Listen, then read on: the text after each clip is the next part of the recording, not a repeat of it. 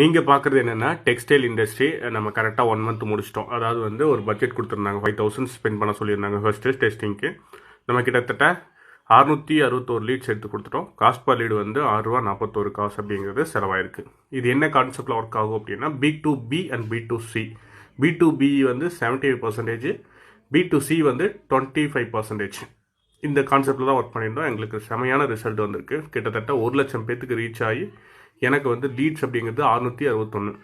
இதோட இது வந்து எப்படி நாங்கள் பண்ணுவோம் அப்படின்னா இந்த 1 வீக் அவங்களுக்கு கொடுத்துருவோம். இந்த 1 வீக்கில் எங்களுக்கு வந்து எவ்வளோ கன்வெர்ட் ஆச்சு, எவ்வளோ ஃபாலோப்பில் இருக்குது, எவ்வளோ நாட் இன்ட்ரெஸ்ட்டு, இந்த ஸ்ட்ராட்டஜி எல்லாம் அவங்ககிட்ட இருந்து வாங்கிட்டு தான் நாங்கள் அடுத்த கேம்பெயின் வந்து ரெடி பண்ணுவோம்.